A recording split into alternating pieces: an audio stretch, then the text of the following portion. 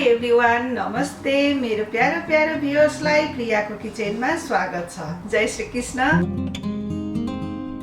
आज चाहिँ मैले कृष्ण अष्टमीको लागि प्रसादको रेसिपी लिएर आएको छु।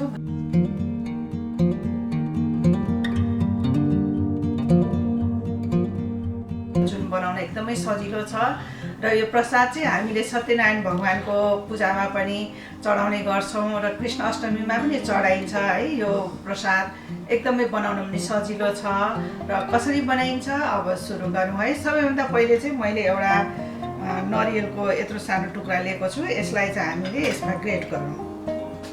यसलाई यसरी कोर्नु पर्छ। अब आफूलाई कति मन पर्छ हैन त्यो अनुसारले लिनुपर्छ। यो चाहिँ सुक्खा नरियल हो। तपाईहरुले काँचो नरियल लिनु भए पनि हुन्छ, जे गरे पनि हुन्छ।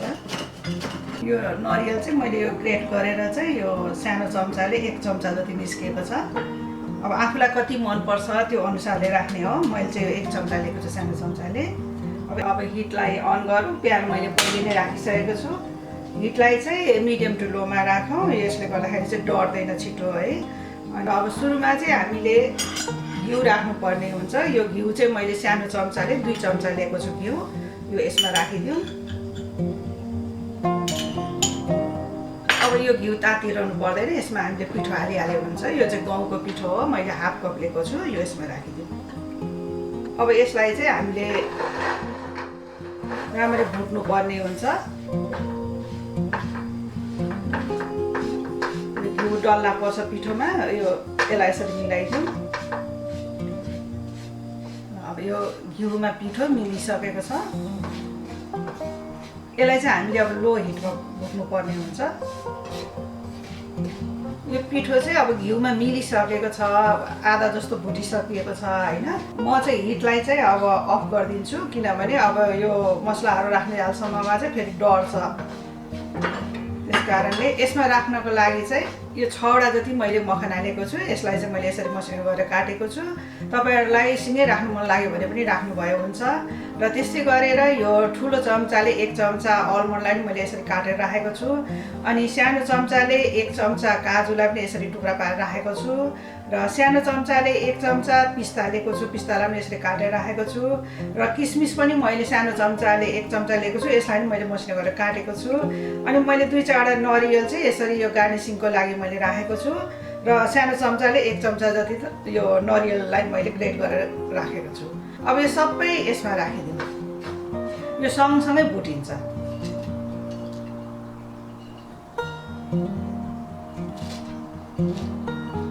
यो नरियललाई चाहिँ मैले गार्निसिङको लागि राखेको हुनाले यो चाहिँ अहिले नराख्ने। अनि यो अब नरियललाई पनि राखिदिउँ। र अब हिटलाई अन गरेर अनि फेरि भुट्नु पर्छ।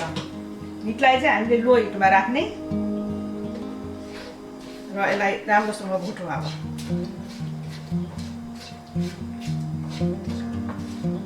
आफूलाई मन परेको जति ड्राई फ्रुट्सहरू हाल्नुभयो हुन्छ तपाईहरुले। अब यो पिठो भुटेको पनि बास्ना आउन लागिरहेछ। यो मजाले बास्ना आउन थालेपछि यो हाम्रो अपुङ्गो चाहिँ तयार भएको हुन्छ। अब मेरो यो अपुङ्गो तयार भइसकेको छ। अब यसलाई हामीले अर्को भाँडामा खनाउनु पर्ने हुन्छ। यतिकै राखे पनि हुन्छ तर यसलाई सेलाउन दिनुपर्छ। नत्र अर्को भाँडामा खनायो भने चाहिँ हामीलाई सजिलो हुन्छ।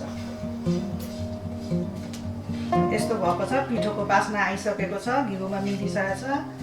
सबै ड्राई फ्रुट्सहरू पनि राम्रोसँग भुटिसकिएको छ। र यसलाई निकाल्ने बित्तिकै पनि यसलाई हामीले त्यतिकै छोड्नु हुँदैन, चलाउनु पर्छ। र अब यसमा एउटा प्लेटमा खनाइदिउँ।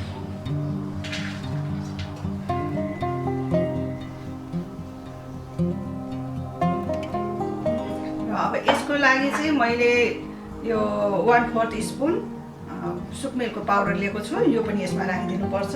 यसले गर्दा चाहिँ मिठो बास्ना आउँछ अपुङ्गो।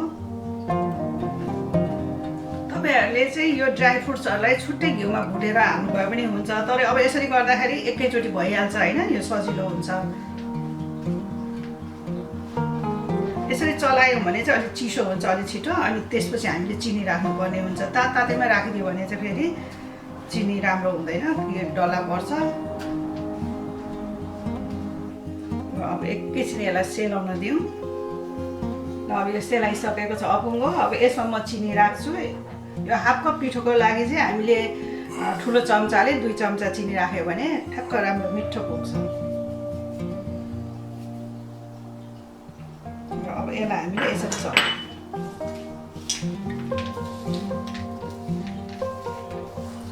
अब हाम्रो यो अपुङ्गो भगवानलाई भोग लगाउनको लागि तयार भयो। अब म यो पञ्चामृत बनाउन लागिरहेको छु। अब पञ्चामृत भनेपछि हामीलाई 5 वटा चिज चाहिन्छ। त्यसमा चाहिने हो हामीलाई काँचो दुध, घिउ, मह, चिनी, दही, यति चिज चाहिने हो। हामीलाई 5 वटा चिज चाहिन्छ हैन।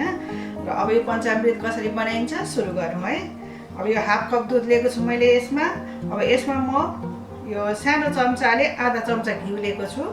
यो यसमा राखिदिन्छु। यसलाई अलिकति मिलाइदिउँ। अब घिउ हालिसकेपछि यो मैले सानो चम्चाले 1 चम्चा मह लिएको छु। यो मह पनि राखिदिउँ।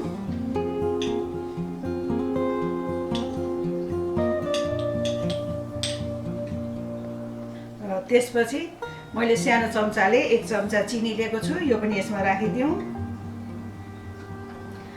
दही चाहिँ हामीले सबैभन्दा लास्टमा राख्नु। यो पनि मैले सानो चम्चाले 2 चम्चा दही लिएको छु। यसलाई चाहिँ मैले मिलाइवरी यसो पातलो पारेर राखेको छु। र अब यो दही पनि यसमा राखिदिउँ। अब 5 चिज हामीले यसमा मिक्स गरिसक्यौँ र यसलाई राम्ररी हामीले मिसाइदिनुपर्छ। अब यो पञ्चामृतलाई अझै मिठो बनाउनको लागि चाहिँ मैले यो 1/4 चम्चा चाहिँ सुकमेलको पाउडर लिएको छु। यो पनि राखिदिउँ यसमा। यसले मिठो बास्ना आउँछ, पञ्चामृतलाई मिठो बनाउँछ। अब यो हामीले 5 वटै चिजलाई चाहिँ एक ठाउँमा मिक्स गरिसकेपछि यसलाई यसरी मिलाइदिने। र हाम्रो पञ्चामृत तयार भयो। कति छिट्टै तयार हुन्छ। र मेरो अब अपुङ्गो पञ्चामृत दुवै तयार भइसक्यो। हेर्नुहोस् कति सजिलो छ बनाउनलाई हैन। यसै गरेर भगवानलाई प्रसाद चढाउनु होला बनाएर। र प्रसाद चाहिँ हाम्रो अब तुलसीको पात नराखी पुरा हुँदैन हैन। हामीले चाहिँ अनि यो पञ्चामृतमा पनि एउटा तुलसीको पात राखिदिनुपर्छ। त्यसै गरेर अपुङ्गोमा पनि एउटा तुलसीको पात राखिदिनुपर्छ। र मैले अब प्रसादमा तुलसीको पात पनि राखिसकेँ। तुलसीको पात राखेपछि मात्रै हाम्रो प्रसाद पुरा हुन्छ।